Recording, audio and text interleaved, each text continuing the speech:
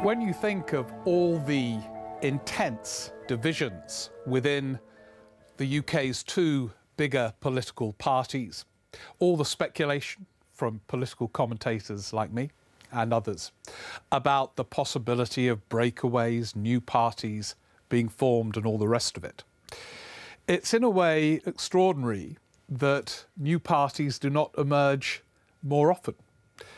They hardly ever do. Those two big, broad churches, the Conservative Party and the Labour Party, for all the sometimes unresolvable divisions, tend to remain intact. But there was this one occasion since the Second World War where there was a schism of explosive drama in early 1981. With the formation of the SDP. Even looking back through the decades, and politics has been transformed many times since then, it remains a remarkable event. 4 cabinet ministers of weight, charisma, great experience, leaving the Labour Party to set up a new political party. Roy Jenkins, who was a previous Chancellor of the Exchequer, a great reforming Home Secretary under the Labour government of the late 60s, and then returned to be Home Secretary again. He then went to Europe to work for the European Commission. Shirley Williams, one of the most popular figures in the Labour Party, cabinet minister of considerable experience and charm. Indeed, when she left the Labour Party, someone wrote to The Guardian saying, Shirley Williams has left the Labour Party. They will be out of power for decades. Prophetic, that's all it said, that letter. Very prophetic. There was David Owen, the previously young, glamorous Foreign Secretary, got into the Foreign Office at that senior post with the sudden death of Tony Crosland. Callaghan promoted him. He had been a glamorous, weighty figure in foreign affairs and was now part of this Gang of Four. And Bill Rogers, often underrated but absolutely central, a figure who in some ways had been more openly critical of the direction of Harold Wilson's leadership in the early 1970s than the others, someone patient and strategic. Essential skills when you're forming a new party. The reason I outline all 4 of them is to suggest that there was no better time for the formation of a new political party and no more impressive group of people to start it. And yet, by the end of the decade in which it was formed, the SDP was a bit of a joke and largely had disappeared. It rose with great spectacular success and fell very fast. Lessons for anyone contemplating forming a new political party. It wasn't just the 4 individuals, although they were central. The circumstances were pretty propitious too for the formation of a new political party. It was the early days of the Thatcher government, and there was considerable internal discontent. There were the famous battles between the wets and the dries in her cabinet, and some of her senior cabinet ministers were as scathing of Margaret Thatcher's economic policies as anyone else. If you read Ian Gilmore's book, Dancing with Dogma, that he wrote once she sacked him from the cabinet, you will see a figure who was probably closer to Roy Jenkins than he was to Margaret Thatcher. So there were those tensions in the Conservative Party, and at that point, the economy was not doing well and she was unpopular. Around the time the SDP was formed, the Times commissioned an opinion poll and put on its front page, Margaret Thatcher, the most unpopular Prime Minister of the century. Not bad in terms of the Conservative position for a new party to seek wider support. And the Labour Party, after its 1979 defeat, had moved to the left. It elected Michael Foot as leader in the autumn of 1980.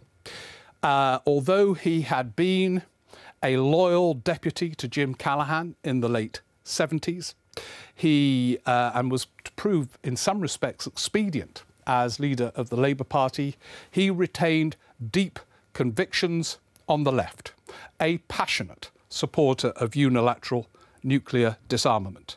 At that point, a firm opponent of Britain's membership of the European Union, and willing, with some reluctance, to accept the internal reforms of the Labour Party at that time, which was to give considerable power to its members at the expense of the parliamentary party, to the alarm of many Labour MPs and quite a few of its voters. It was in that context that the SDP formed. They had other things not to be underrated going for them too.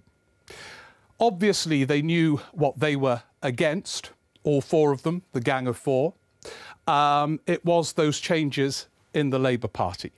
But that's the easy bit. For example, after the Jeremy Corbyn early leadership phase, Labour MPs knew what they were against, Jeremy Corbyn. They were less sure about what they were for. On the whole, the Gang of Four knew what they were for. They were social democrats. They were clear that they were going to be a left-of-centre party.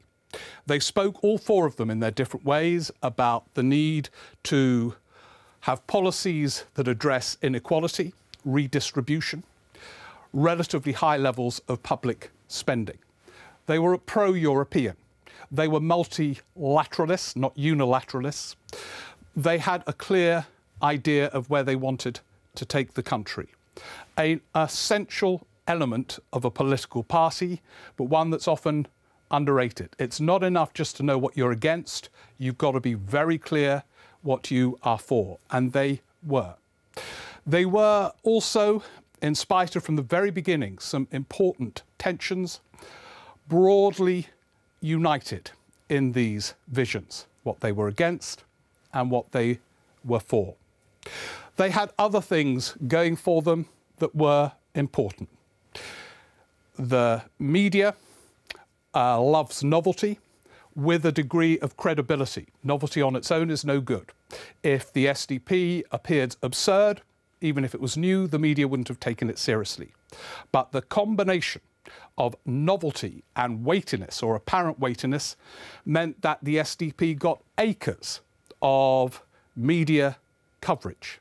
Justifiably so at the beginning, because they appeared significant. They were on a honeymoon. And commentators who were then much more influential than they are now, there were very few of them and everybody bought newspapers then, on the whole rated and in some cases were friends with the likes of Roy Jenkins and David Owen. And they got a sympathetic coverage. Other thing they had going for them was important too. The leader of the Liberals, David Steele, was someone who Roy Jenkins in particular got on with. Roy Jenkins was in some ways a Liberal, quite close to David Steele's politics. And David Steele supported the formation of the SDP. He was a smart strategist, David Steele, and he recognised it would be better for their project for a new party to be formed rather than some of them like Roy Jenkins joining his party. So they had, or certainly Roy Jenkins had, an ideal ally in that other party in the so-called centre ground of British politics. so much going for them, and in the early months it appeared to be working almost like magic. Roy Jenkins, when the SDP was formed, there was the famous Limehouse Declaration in January 1981, and then the party was formed a couple of months later. He was out of the House of Commons at the time, just returned from Europe, and he fought a by-election in Warrington, a safe Labour seat, the first one that the SDP contested. He just lost to the Labour candidate, Doug Hoyle. But it was close. And Jenkins got up at the end of the by-election. And in that era, by the way, by-elections were taken much more seriously. Leaders fell or were made more secure by the outcomes of by-elections. And he stood up there, Roy Jenkins, and said, "I might have lost this by-election, but it's the biggest victory of my political career." To huge cheers, and there was something in that. Soon enough, he won a by-election in Glasgow Hill Head, a significant gain that got him back into the House of Commons. Shirley Williams, who was also out of the Commons, she lost a seat in the '79 election when she was still a Labour MP, won the by-election in Crosby. Some opinion polls put them way ahead of the Labour Party and the Conservative Party. Sometimes the Conservative Party in this period were in third place in national opinion polls.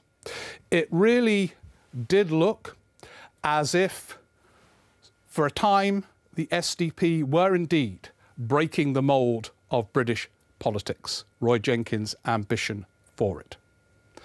So what went wrong?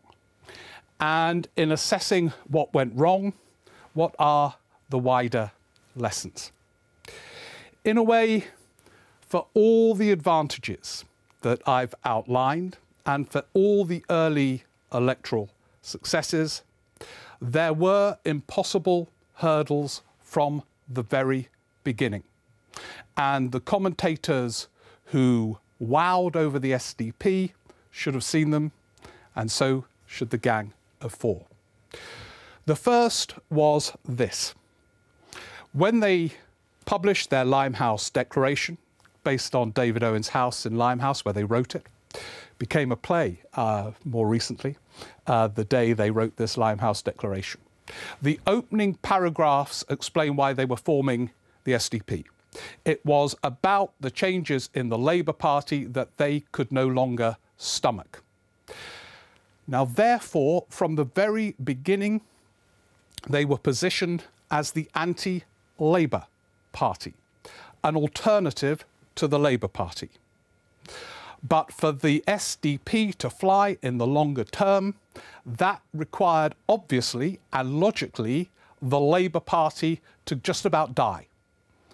And there was, for all the traumas in the Labour Party, no sign of such a demise from the beginning, even during the SDP honeymoon.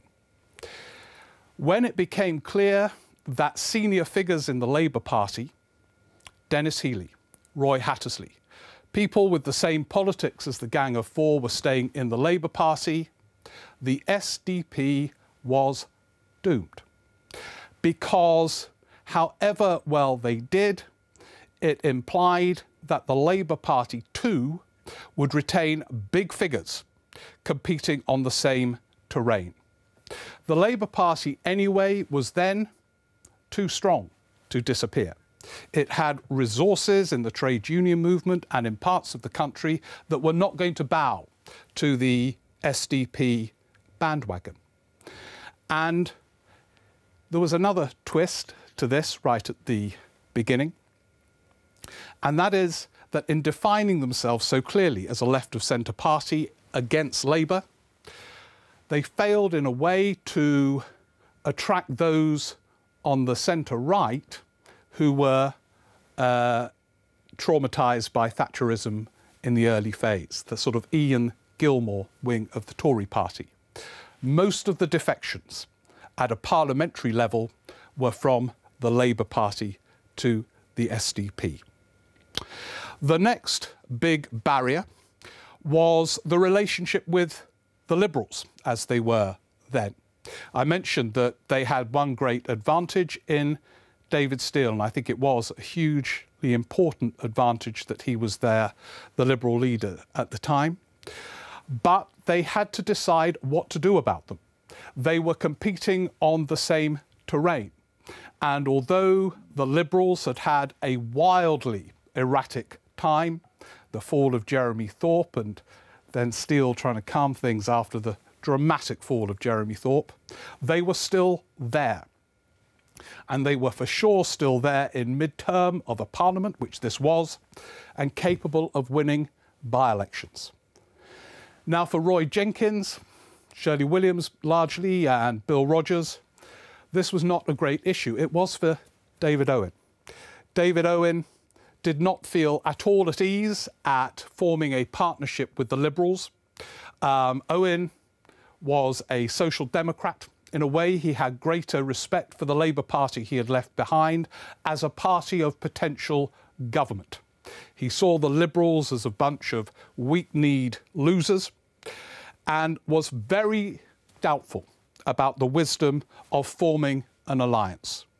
But all logic pointed to an alliance. In British electoral first-past-the-post politics, there's no point in having four parties already competing against the Labour Party refusing to die. And the tensions were there from the beginning. And Owen very reluctantly went along with it. And Bill Rogers then had to sit down with his Liberal equivalents to work out who was going to fight every single parliamentary seat, which Liberal was going to give up their terrain to let the SDP come in, and vice versa. And it was tough. And who was going to fight the momentum-giving by-elections? And again, it caused all kinds of problems.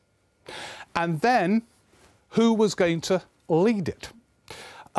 This is obviously fundamental in British politics, which is presidential in culture.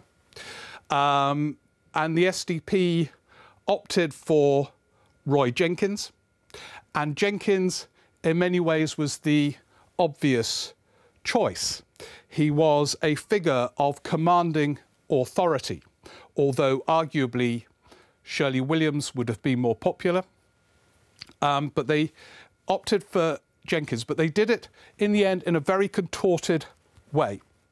Because Jenkins was an old-fashioned public performer in the age when the soundbite was beginning to dominate, they were worried about him being the prominent campaigner in a general election. They thought he was too old-fashioned. It's curious in a way that figures who were semi-journalists, and Roy Jenkins used to write endless columns for newspapers and do a lot of telly, and Michael Foot, who had begun as a journalist, he edited the Evening Standard like George Osborne and had done a lot of telly. Both were seen by 1983, when the first general election the SDP fought took place, as out of touch with the media. So very awkwardly, the SDP made Roy Jenkins Prime Minister designate, and let others take a more prominent role in that election campaign. It was clumsy and showed a lack of confidence, in a way, in his leadership. So that became a mess. And the election became quite traumatic for Jenkins, the first election as the SDP fought in '83, and David Steel ruthlessly called a summit during the campaign at his house in Ettrick Bridge, became known as the Ettrick Bridge Summit, in which he told his old friend and more senior figure, Roy Jenkins, keep a lower profile in this election campaign. It's not doing us any good, you being on the television. It was brutal, and Steel then took greater control. And all these tensions were fueled by other factors. They, I think, all believed, the Gang of Four, that it was the Falklands War that wrecked their chances, that brought about a great soaring rise for Margaret Thatcher. That happened in '82, and the election was '83, and there's no question there was a so-called Falklands factor. But it wasn't that. It was that the Labour Party would not go away. And although in 1983, the Labour Party fought, in some ways, comically messy campaign. The very symbolism of Michael Foot as leader and Dennis Healey, someone so similar to that Gang of Four, as Michael Foot's deputy, meant that Labour just about kept in there. The percentage vote that Labour got in 1983 was not that much more than the SDP Liberal alliance, but it gave them hundreds of seats, whereas the alliance got very few. First past the post. But it was that. It was the fact that the left was split between two parties that gave the space for Margaret Thatcher to win her landslide. But what it didn't do was create the space for the SDP to overwhelm the next Parliament. But they didn't go away at all, although there was no equivalent honeymoon again. After 83, it was David Owen who became leader of the SDP, and he was a formidable performer in that Parliament. He had an authority that at times meant that the media, who was no fan of the new Labour leader Neil Kinnock, often spoke of him as the alternative Prime Minister, to Neil Kinnock's understandable fury. But the tensions that I spoke of in the first Parliament developed and intensified in the second Parliament, and in effect the last Parliament that the SDP played any significant part. There were spectacular fallouts with the Liberals. David Owen said he didn't like the fudge and mudge of centrist policies. He wanted robust, tough policies. He developed interesting economic policies with the economist Robert Skidelsky. Social market economics, he called it. He despaired when the Liberals, as they did sometimes, voted at their conference to remove nuclear weapons unilaterally. And there were tensions between David Steel and David Owen during that Parliament and in the 87 election, where the two of them went off in their different buses. This was the era when mobile phones weren't around and all the rest of it, and were saying different things, not least in relation to the Labour Party. David Steel would have been far more relaxed at forming a coalition with Labour under Neil Kinnock than at that point in his career David Owen was. The tensions were obvious, and the two of them could not smooth them over. And the other SDP members began to twitch nervously as well. And after that 87 election, where the SDP did worse, again, in spite of pretty benevolent circumstances, they won a by-election shortly before that 87 election, which Labour had ached to win, the Greenwich by-election. The SDP won it, and it gave them great hope and brought Neil Kinnock down to despair. But actually, during the 87 election, Kinnock performed brilliantly. As Peter Mandelson said afterwards, we lost the election but won the campaign. And Labour, although slaughtered again by the Conservatives, did better than in 83 and began very slowly to recover. And if Labour was going to recover and change, and Kinnock had began a course of change, there was even less space for the SDP. After the 87 election, something quite extraordinary happened. Most senior figures in the SDP recognised the game was up and that it was time for there to be a full merger with the Liberals. They would call themselves something else. But David Owen wasn't going to accept this. They had a ballot of SDP members, and a majority voted for a merger with the Liberals. They were saying, you know, senior figures, Shirley Williams and others, this was the only way forward. We can't go on like this, these four parties bustling about, not least with Labour beginning to recover in the polls. And David Owen, instead of accepting the outcome of that ballot, he said something interesting.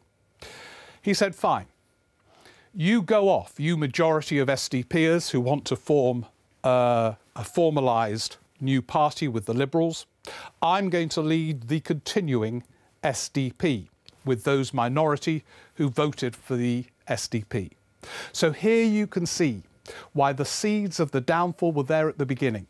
David Owen, the figure who had so many doubts about the relationship with the Liberals from the beginning, during the glory honeymoon phase, in the end decided to lead what he called the Continuing SDP. And Owen had the capacity to get great admiration from those who worked closely with him, managed to persuade a very interesting range of people to follow him. Some of his MPs, people like Polly Toynbee, who was then a Guardian columnist, continued with the Owenite SDP for a bit longer. But it was obviously doomed. If the original golden SDP period was troubled, how could a continuing SDP flourish when part of its opposition would be what became the Liberal Democrats with Shirley Williams, Roy Jenkins, Bill Rogers, part of that? It was an absurd ambition. And David Owen, reflecting on this, subsequently acknowledged there was never any hope of this political project lasting, but he said he felt a duty to those who were always Social Democrats, who were always pure SDP, to continue as long as possible. And they did. They struggled on for a bit, but jokes started to be made about the SDP conference being held in a phone box in Scarborough. They took part in by-elections as the Continuing SDP and were beaten by the monster raving loony party.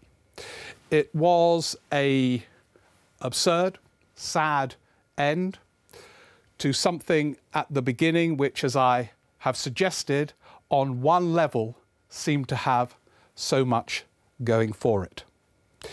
It's interesting, though, how circles close.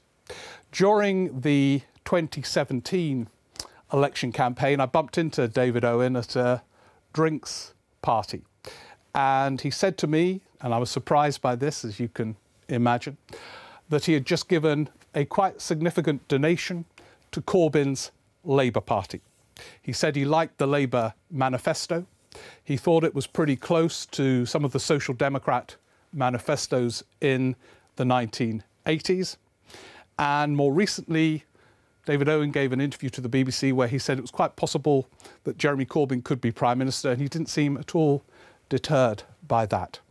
So it is a reminder that the SDP from the beginning was social democratic and left of centre. But one, in a British voting system where first past the post tends to award a single party, one where Labour remains robust, whatever the internal divisions within that party, it was a project, I think, that was doomed, even during its glorious honeymoon, when for a time opinion polls suggested they were way ahead of any of the other older parties.